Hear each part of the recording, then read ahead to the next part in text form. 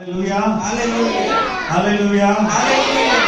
இன்னைக்கு சில முக்கியமான காரியத்தை உங்களோட கூட பகிர்ந்து கொள்ள போறேன். कल मैं बहुत जरूरी बातों को सिखाया था, आज भी बहुत जरूरी बातों को सिखाना चाहता हूँ। अनेகர் ஆண்டவராகிய இயேசு கிறிஸ்து எதுக்கு வந்தாருன்னு தெரியாது. और बहुत सारे लोगों को ये पता नहीं प्रभु यीशु मसीह इस पृथ्वी में क्यों आया। நம்ம வாழ்க்கையை சரிப்படுத்த ஆசீர்வதிக்க நம்மள பரலோகம் கொண்டு போக வந்தார். और यीशु मसीह इसलिए आया ताकि हमारे जीवन को बदले और अपने आप हमें परमेश्वर की स्वर्ग के राज्य में वो ले जाने के लिए यीशु मसीह आया। இந்த உலகத்திலேயே நல்லா வாழலாம், வெற்றி வாழ்க்கை, பரலோகத்திலேயே சுகமா போகலாம்.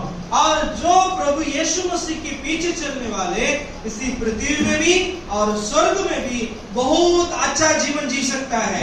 ஆனா உலகம் அப்படி சொல்லாது.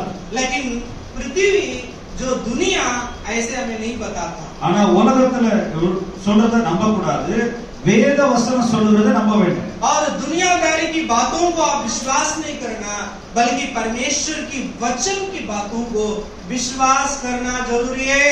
இயேசு கிறிஸ்து நம்மள போல வந்து பூமியில 33 வருஷம் வாழ்ந்தார்.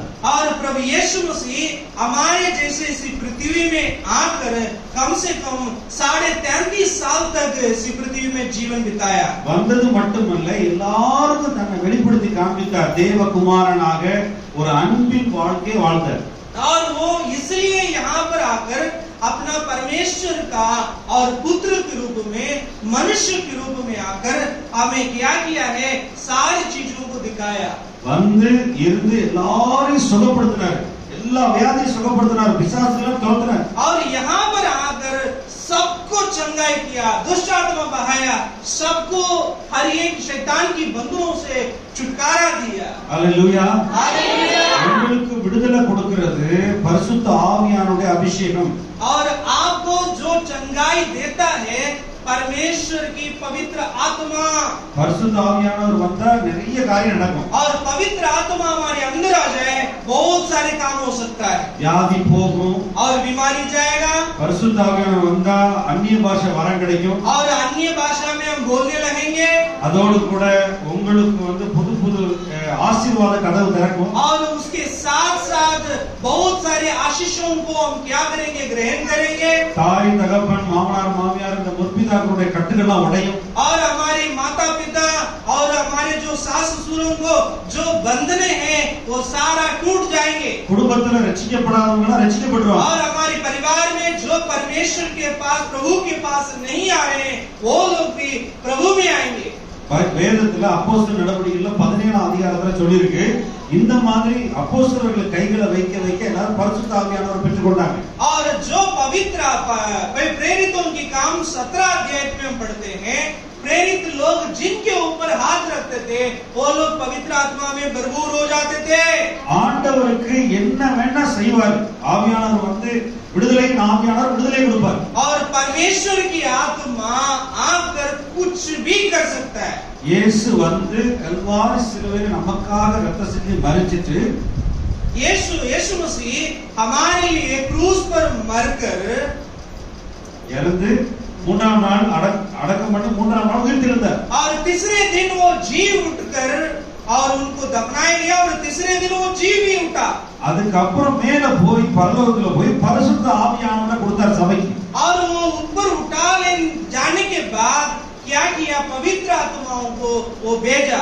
இப்பொழுது ஆவியானவர் சபைக்குள்ள நமக்குள்ள இருக்கிறார். और अभी इस समय पवित्र आत्मा हमारे बीच में कलीसियाओं में रहता है। அவர்தான் ஜெபம் பண்ணும்போது உங்களை ஆசீர்வதிக்கிறார். और वो ही पवित्र आत्मा हमारी प्रार्थनाओं को उत्तर देता है, उसको आशीष करता है। எப்பேற்பட்ட கட்டா இருந்தாலும் எப்பேற்பட்ட சாபமா இருந்தாலும் ஆண்டவர் உடைச்சிடுவார். और कितनी बड़ी बंधन भी क्यों ना हो, हर एक बंधन को तोड़ने वाला वो पवित्र आत्मा ही है। Hallelujah hallelujah. விசுவாசிச்சா அது தேவ பலனா இருக்கும். ஆண்டவர் இயேசுவின் நாமத்தை விசுவாசிக்கணும். பாட்டு பாடணும், இயேசுவின் நாமத்தை கொடுத்து பாடணும். அது இயேசுவின் நாமத்துல விடுதலை உண்டு. और आप लोग अभी हम गीत गाए थे यीशु मसीह के नाम के द्वारा, उस यीशु मसीह के नाम को विश्वास करना जरूरी है। அந்த இயேசு நம்மளை படைத்தார், எனக்கு விடுதலை கொடுப்பாரு நம்பணும். और उस यीशु मसीह हमारे जीवन में चंगाई करेगा, मेरे जीवन में दुष्टात्माओं से मुझे छुटकारा देगा बोलकर आप लोग विश्वास करना है। கல்யாணம் ஆகாதவங்களுக்கு நல்ல கல்யாணம் ஆகிற புருஷனை தருவார். और जो लोगों का भी शादी नहीं हुआ है वो लोग जवान लड़का लड़कियों को अच्छा दूल्हा और दुल्हन मिलेगा। உங்க குடும்பத்தோட கர்த்தர் ஆராதிக்க கண்ணீரெல்லாம் மாற்றுவார். और आपकी पूरी परिवार मिलकर और प्रभु को स्तुति करने के लिए प्रभु ऐसे मौके देगा। அவரால செய்யக்கூடாத அதிசயமான காரியம் ஒன்றும் இல்ல. परमेश्वर से ऐसे कोई काम नहीं है ताकि उनसे वो ना सके। அவருடைய நாமத்தை பற்றும் விசுவாசத்தினால எப்பேற்பட்ட சப்பானி குணமாகும். और उनके नाम के द्वारा कितनी भी बड़ा लंगड़ा क्यों ना हो वो दौड़ के और चलने लगेगा। அப்போஸ்தலர் நடவடிக்கைகள் 3ஆம் அதிகாரத்துல ஒரு மனிதன் வந்து பேதுரு ஜெபிக்க போற இடத்துல வாசல்ல சப்பானி உட்கார்ந்திருந்தான். और प्रेरितों के काम उसके 3री अध्याय में पढ़कर देखिए, जब पतरस प्रार्थना करने के लिए भवन में जा रहा था, जाते हुए उसे वहां पर पैदाइशी वहां पे लंगड़ा खड़ा है। அந்த இடத்துல போயிட்டு வரும்போது வரப்பட்டெல்லாம் பிச்சை கேட்டுட்டு இருந்தா 40 வயசு உள்ள ஒரு மனிதன். और वहां पर वो 40 साल तक का और ऐसा एक लंगड़ा है, विकलांग है, वो भीख मांगा करता था। அவன் பார்த்து கேட்டுட்டாங்க, இவங்களும் ஊழியக்காரங்க போறாங்க, பேதுரு யோவான் போறப்ப பிச்சை கொடுப்பாங்கன்னு காசு ஏதாவது கிடைக்குன்னு பாப்பான். और वो हर लोगों से जैसे भीख मांगा करता था वैसे ही वो पतरस और यूहन्ना को देखकर भी और पैसा मांगने लगा और भीख मांगने लगा।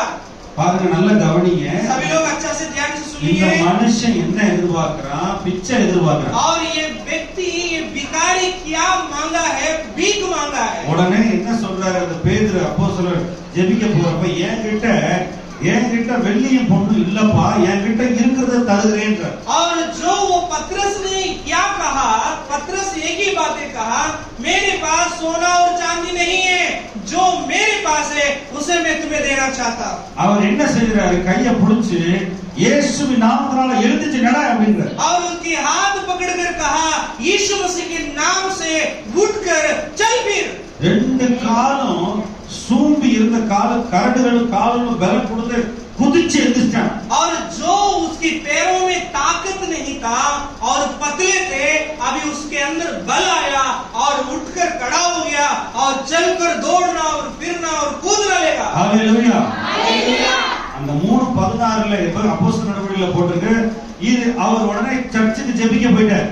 और वो वहां पर आप लोग पढ़कर देखिए प्रेरितों के काम 3 अध्याय और 16 वचन में पतरस उसके बाद वो चला गया प्रार्थना करने के लिए भवन में। அங்க போய் பிரசங்கம் பண்றாரு. இந்த மனுஷனை பாக்குறீங்களே, வழியில இருந்து உட்கார்ந்து இவன் வந்து பிச்சை எடுத்து கொண்டு இருந்தான், அந்த நாமத்தை பற்றும் விசுவாசத்தினால அவன் சுகமாயிட்டான். और वहां पर पतरस भवन के अंदर जाकर प्रचार करने लगा।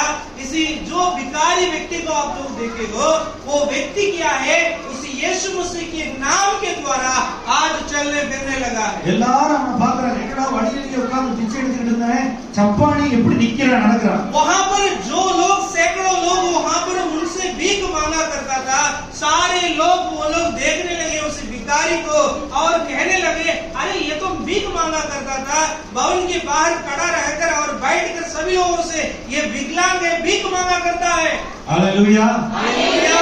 இயேசுவின் நாமத்தினால சுகம் உண்டு, இயேசுவின் நாமத்தினால பாவ மன்னிப்பு உண்டு. और यीशु मसीह के नाम से चंगाई है, यीशु मसीह के नाम से पाप की क्षमा भी है। இப்ப என்ன பிரச்சனை இருக்குன்னா, और अभी क्या समस्या है? நிறைய உலகத்துல பயம், சந்தேகம், அவிசுவாசம். और बहुत सारे हमारी दुनिया में और डर और क्या करते हैं दूसरे के ऊपर और हम शक करना और हमारे अंदर अविश्वासी बहुत है, विश्वास नहीं है। நிறைய பேருக்கு என்னன்னா, கர்த்தர் இதை செய்வாரா எனக்கு? और बहुत सारे लोगों के ये मन में है, प्रभु यीशु मसीह मेरे लिए कर सकता है क्या? என் மேல ஆவியானவர் இறங்குவாரா? परमेश्वर की आत्मा मेरे पास उतरेगी क्या? எனக்கு கல்யாணம் நடக்குமா? और शादी मुझे हो सकता है क्या? இந்த கேள்வி எல்லாம் சிந்தையில வருது. और ऐसे कुछ बातों को उनके दिमाग में आते रहता है। என் கனவெல்லாம் மாறுமா? और जो मैंने स्वप्न देखा है वो होगा क्या? ऐसे करके वो लोग सोचते हैं। தினந்தோறும் குடிக்கிற என் வீட்டுக்காரன் மாறுவானா? और जो रोज मेरा पति पीकर आता है, वो पति मेरा पति सुधरेगा क्या ऐसे सोचते हैं। இயேசு ஏன் வீட்டுக்காரரை மாத்த முடியுமா, எப்படி மாறுவாரு அப்படின்னு கேள்வியை பிசாசு போடுறான். और आप लोगों के दिमाग में एक ही सवाल आते रहता है, मेरा पति कैसे बदल सकता है और यीशु मसीह कैसे बदल सकता है, ऐसे आप लोग सोचते रहते हैं। वो सवाल जो है और शैतान देता है।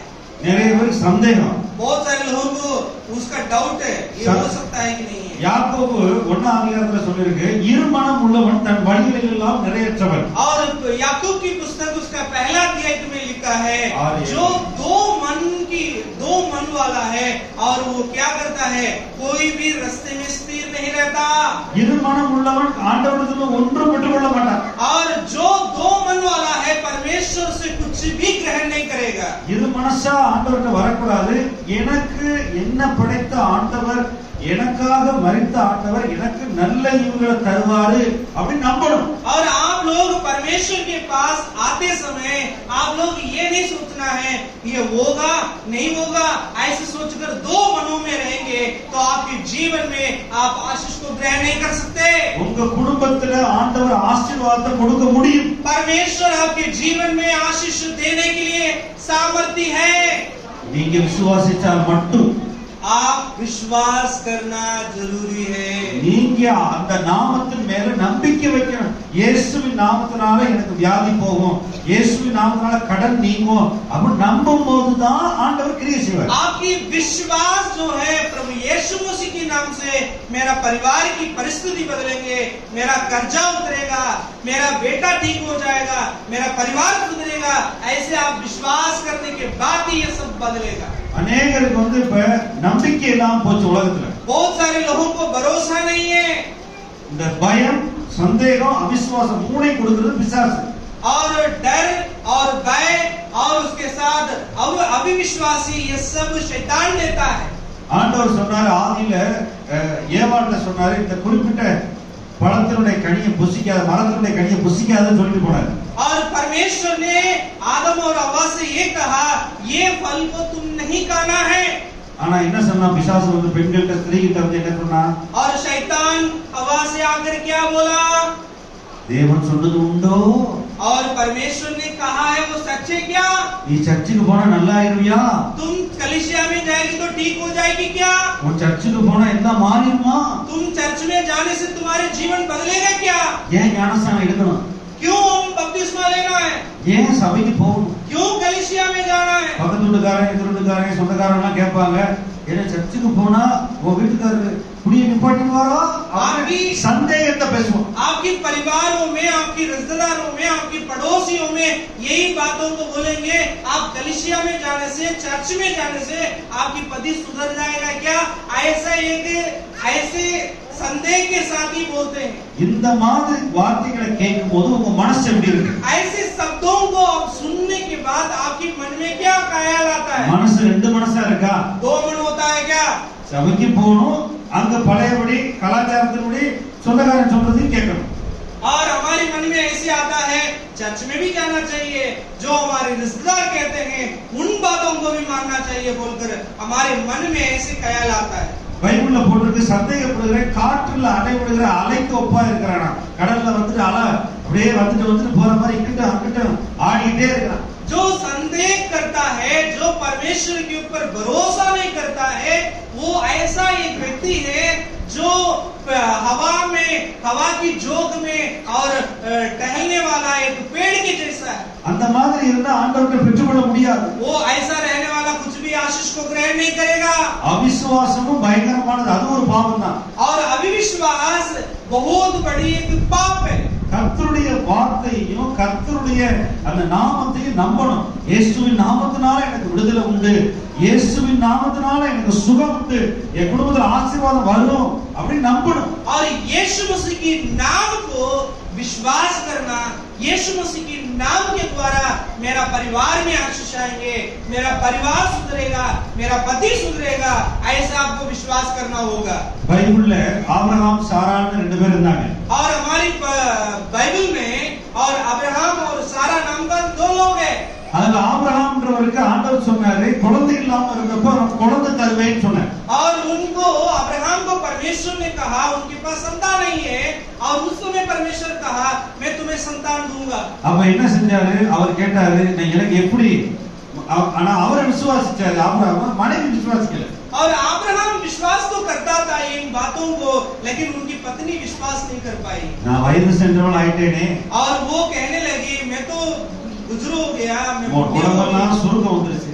और मेरा जो सारी जो हाथ पैर है वो काम इतना नहीं करते, 75 வயசாச்சு, 70 வயசாச்சு, இனிமே பிள்ளை பக்க முடியுமா? और 70-75 साल हो गया है, इसके बाद मैं कहां से एक संतान पैदा कर सकती हूँ। உடனே அந்த பொண்ணு, அந்த அம்மா அந்த வசனத்தை கேட்டு அப்படியே சிரிச்சுச்சான். और ये परमेश्वर के शब्दों को सुनकर वो महिला जो है, अब्राहम की पत्नी जो है, वो हंसने लगी है। இங்கே நிறைய பேர் குழந்தை இல்லாம இருக்கீங்க ஒரு சில பேர். और यहाँ पर भी कुछ लोग ऐसे, आप लोगों के परिवार में भी संतान नहीं है। உடனே ஆண்டவர் பேர் சொன்னாரு, நான் எல் ஷடாய் அப்படின்னு, நானு இல்லாதவைகளை இருக்கிறது போல அழைக்கிற தேவன். அடுத்த வருஷம் இந்நேரம் உங்க மனைவிக்கு குழந்தை இருக்குன்னு ஆண்டவர் சொன்னார். और परमेश्वर वहां पर उनसे सारा से कहा मैं एल शडाई, मैं जो चीजें नहीं है उसे करने वाला परमेश्वर हूँ।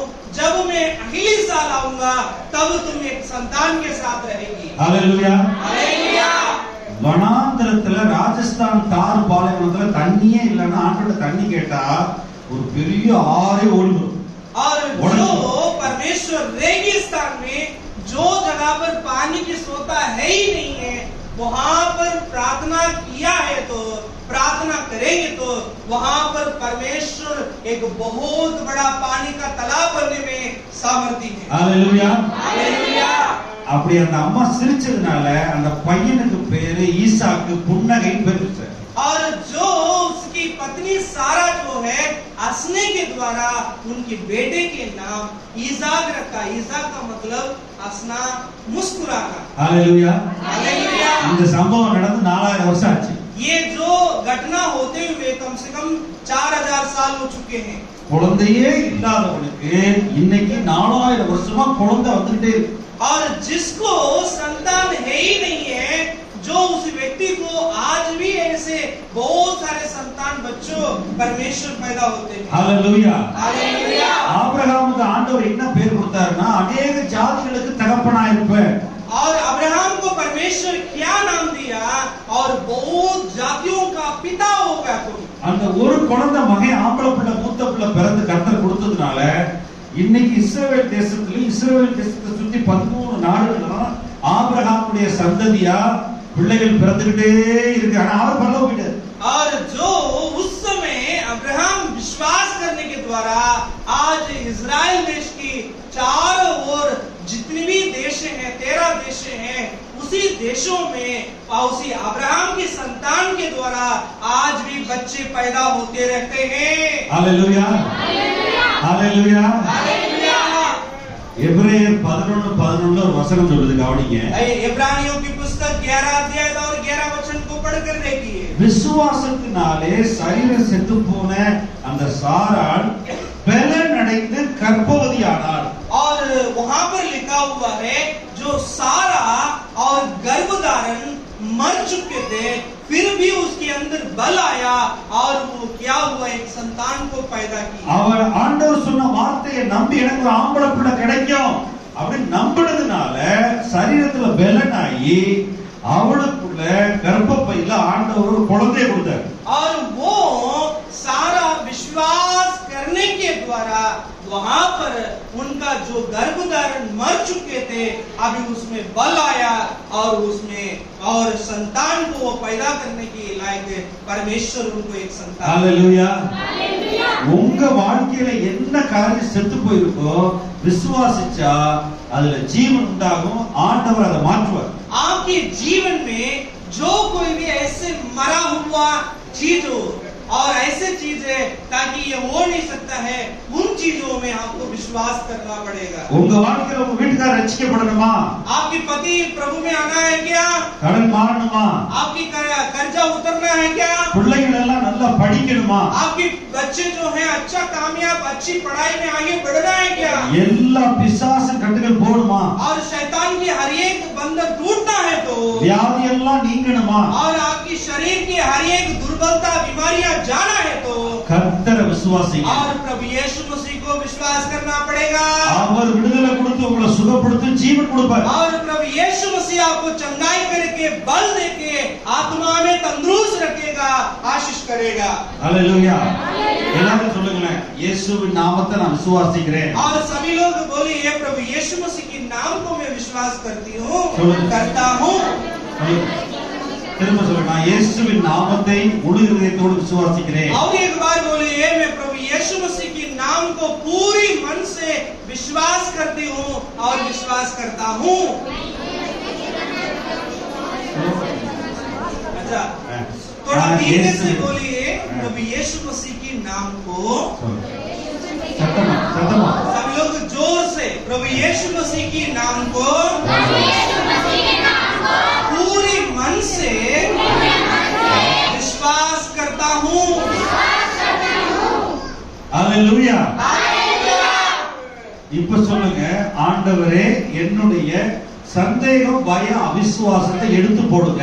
अभी बोलिए, प्रभु मेरा अविश्वास और डर भय दूर करो। ஆமென். எல்லா இடங்களிலும் நீங்க ஆண்டவருடைய வசனத்தை விசுவாசிச்சு அப்படியே நம்பணும். और हर समय हर जगहों में प्रभु यीशु मसीह के नाम को विश्वास करना होगा।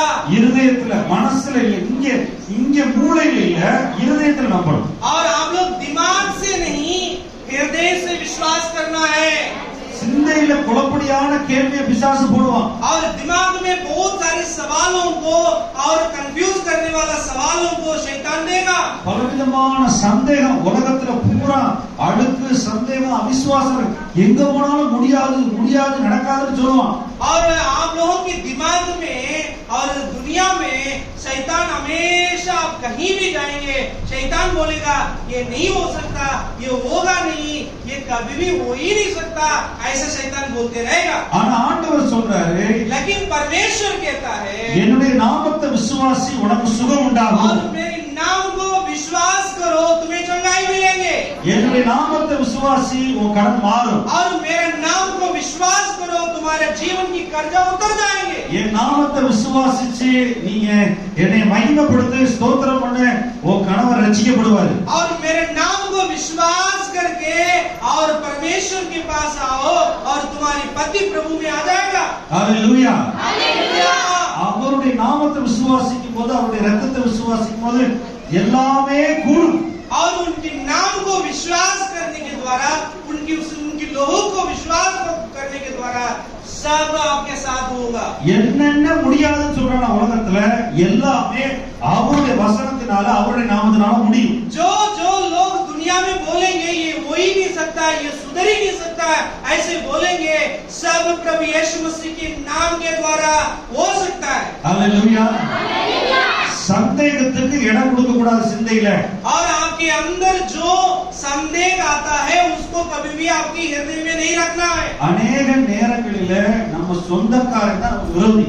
और बहुत सारे समय पर हमारा जो दुश्मन है और कोई नहीं है, हमारा रिश्तेदारी होंगे। வேதத்துல இயேசுப்பா சொன்னாரு, यीशु मसीह वचनों में कहा है, ஒருவனுக்கு சத்துருக்கள் அவன் வீட்டாரே। और यीशु मसीह ने कहा है, उनकी जो शत्रु है बाहर नहीं है, उनकी घराना है। உண்மைதானே? वो सच्चे की नहीं है। உங்க சொந்தக்காரன் சாப்பாட்டுக்கு மட்டும் வரும். और आपकी जो रिश्तेदार है, आपकी घराना है, केवल खाना खाने के लिए आएंगे आपके पास। ஆனா கஷ்டப்படுற நேரம் வரவே மாட்டான். जब आपके जीवन में तकलीफ और दुख पीड़ा रहेगा, उस समय कोई दिखाई भी नहीं देने का। கோழிக்கறி போடும்போது, பர்த்டே கொண்டாடும் போது எல்லா பண்டிகை எப்ப வந்துருவாங்க சாப்பாட்டுக்கு. और आपकी त्योहारों में, और जिस समय आप मुर्गा बनाएंगे और जिस समय जन्मदिन मनाएंगे, उस समय सारा रिश्तेदार आ जाएंगे खुशियां मनाने के लिए। ஆனா நீங்க கஷ்டப்படும் போது, வேதனைப்படும் போது வந்து ஒரு உதவி செய்ய மாட்டாங்க. लेकिन आप जिस समय दुख में हैं, पीड़ा में हैं, कर्जे में हैं, आंसू बहा रहे हैं, उस समय एक भी रिश्तेदार दिखाई नहीं देगा। அப்ப என்ன செய்வான்? சொந்தக்காரன் போன சுவிட்ச் ஆஃப் பண்ணிடுவான். और उस समय आपकी रिश्तेदारी, आपकी जो घराने लोग हैं, सभी लोग अपने फोन को स्विच ऑफ करके रख देंगे। அவன் பேச்ச எதுக்கு கேக்குறீங்க? वो ऐसे लोगों की बातों को मानना क्यों?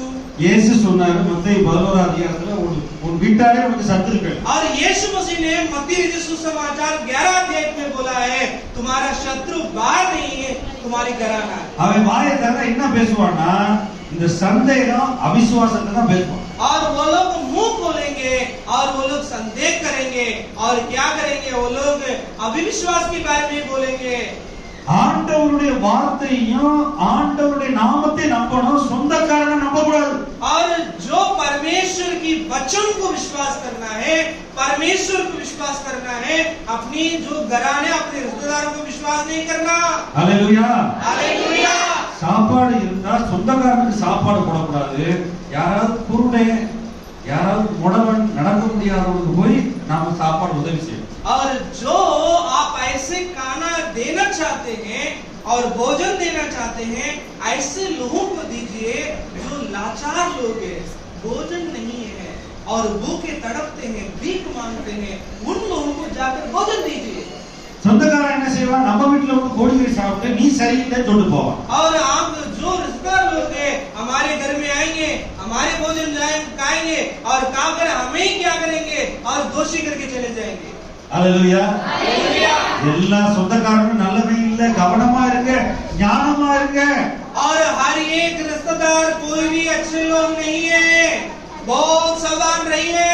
அவங்க பேச்ச கேட்டா சந்தேகம், பயம், அவிசுவாசம் வரும். और आप लोग उनकी बातों को सुनेंगे, आपके मन में अविश्वास आएगा, डर आएगा और संदेह आएगा. ஆனா சபைக்கு வந்து நாங்க ஜெபிச்சு வேத வசனத்தை சொல்லும்போது உங்களுக்கு விசுவாசமும் ஜீவனும் உண்டாகும். और आप लोग कलीसिया में आने के द्वारा वचनों को सुनने के द्वारा आपके जीवन में विश्वास और आशीष आएंगे. எல்லா வியாதியும் கர்த்தர் சுகப்படுத்துவார். हर एक बीमारियों को परमेश्वर बदलेगा.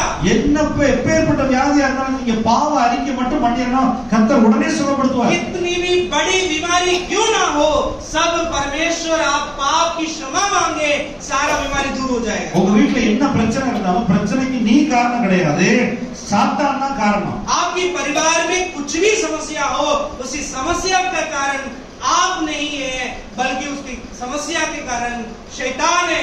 அவனை துரத்துறது ஆண்டவர் நாமத்தினால துரத்திடலாம். और उनको भगाने के लिए प्रभु यीशु मसीह के नाम के द्वारा ही भगाना पड़ेगा. உன்னை எல்லாரும் மக்களை கண்ணை கட்டி ஏமாத்தி வச்சிருக்கா பிசாசு. और आपकी आंखों को बंद करके शैतान बांध कर, आंखों को पट्टी में बांध कर आपको गुमराह करके शैतान रखा है. ஆனா வேத வசனத்தை விசுவாசிக்கும் போது அவர்கிட்ட வரும்போது சத்தியத்தை அறியும் போது கண்கள் திறக்கப்படும். और आप लोग परमेश्वर की वचन को सुनने के द्वारा और उसे विश्वास करने के द्वारा आपकी आंखों की पट्टी खुल जाएगी. हालेलुया.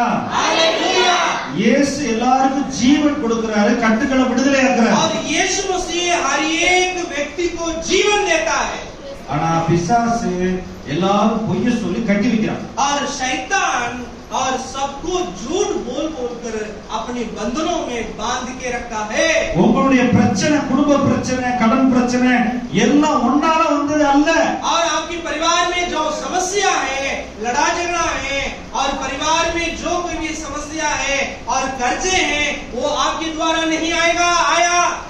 பிசாசு என்ன செஞ்சிட்டா, சூழ்ச்சி பண்ணி தப்பான சூழ்நிலை கொடுத்து உன்னை இழுத்து போட்டான். और जो कोई भी शैतान ने क्या किया, आपकी परिवार की परिस्थितियों को इधर उधर टेढ़ा मेढ़ा करके आपको फंसाकर एक जाल में फंसा दिया है, इसलिए आप फंस चुके हैं. ஆனா இப்ப கர்த்தரை நீங்க விசுவாசிக்க வேண்டும். इस समय परमेश्वर को आपको विश्वास करना होगा. हालेलुया. हालेलुया. கர்த்தர் பெரிய காரியங்களை உங்களுக்கு செய்வாரு. परमेश्वर बहुत बड़ा काम करना चाहता है. எப்படி சாராளுக்கு குழந்தை பாக்கியம் கொடுத்த மாதிரி உங்களுக்கு குழந்தை இல்லாதவங்களுக்கு குழந்தை பாக்கியம் கொடுப்பாரு. और जैसे परमेश्वर ने सारा को और संतान दिया, वैसे ही परमेश्वर आपको भी देना चाहता है. யார் யார் குடும்பத்தோட கர்த்தரை ஆராதிக்க நினைக்கிறீங்களோ குடும்பத்தோட கர்த்தரை ஆராதிக்கலாம். और जो जो परमेश्वर को और पूरी परिवार के साथ आराधना करना चाहते हैं, वो वैसे ही आराधना कर सकते हैं. நீங்க ஆண்டவரை விசுவாசிக்க, ஆண்டவரே நான் குடும்பத்தோட சபைக்கு போவேன், குடும்பத்தோட ஆசீர்வாதமா இருப்பேன் அப்படின்னு விசுவாசிச்சா கர்த்தர் அப்படியே செய்வார். आप लोग पूरी परिवार के साथ मैं जाऊंगा, ऐसे करके विश्वास करेंगे तो परमेश्वर आपके जीवन में आशीष करेगा। என் சரீரத்தில் உள்ள வியாதி எல்லாம் கர்த்தர் தூக்கி சுமந்தார் அப்படின்னு விசுவாசிச்சா சுகம் கொடுப்பார். और आप लोग परमेश्वर को ये विश्वास करना होगा, परमेश्वर मेरी बीमारियों को उसी क्रूस पर उठाया करके विश्वास करते हैं तो आपके जीवन बदलेंगे। ஹalleluya. हालेलुया। இனிமே நான் கடன் வாங்க மாட்டேன், கர்த்தர் என்னை ஆசீர்வாதமா வைப்பார், நான் நிறைய பேருக்கு கடன் கொடுப்பேன்னு விசுவாசிச்சா கர்த்தர் உங்க வார்த்தையின்படி விசுவாசத்தின்படி உங்களை கடன் கொடுக்கணும் வைப்பார். और आप लोग ये विश्वास करना होगा, परमेश्वर मुझे और कर्जा लेने वाला नहीं बनेगा बल्कि मैं देने वाला बनूंगा। ऐसे विश्वास करेंगे तो आप कर्जा कभी नहीं लेंगे, आप देने वाला बनेंगे। इतना आशीष करेंगे। ஹalleluya. இந்த விசுவாசத்துக்கு தான் கர்த்தர் உங்களை அழைச்சிருக்கார். इसी विश्वास के लिए परमेश्वर आपको बुलाया है நம்பிக்கை வேணும். और भरोसा चाहिए ये அவருடைய நாமத்தின் மேல நம்பிக்கை வச்சு தான் சபைக்கு வரணும். और उनके नाम से आपको भरोसा करना पड़ेगा, तभी आपको उसकी भरोसा के साथ कलीसिया में आना चाहिए। உலகத்துல உள்ள அந்த அவிசுவாசம், சந்தேகம், சொந்தக்காரங்க பேச்செல்லாம் கேட்க கூடாது. और जो दुनिया की जो अविश्वास की बातें हैं, रिश्तेदार की बातों को आपको बोलना नहीं चाहिए। ஹalleluya. हालेलुया। சொல்லுங்க, நான் எந்த சூழ்நிலையிலும் இயேசுவின் நாமத்தை விசுவாசிப்பேன். आप लोग बोलिए, कोई भी परिस्थितियों में प्रभु यीशु मसीह के नाम को विश्वास करूंगी। बोलिए। சொல்லுங்க சத்தமா சொல்லுங்க, நான் இயேசுவின் நாமத்தை விசுவாசிக்கிறேன். सभी लोग बोलिए, जोर से बोलिए, प्रभु यीशु मसीह के नाम को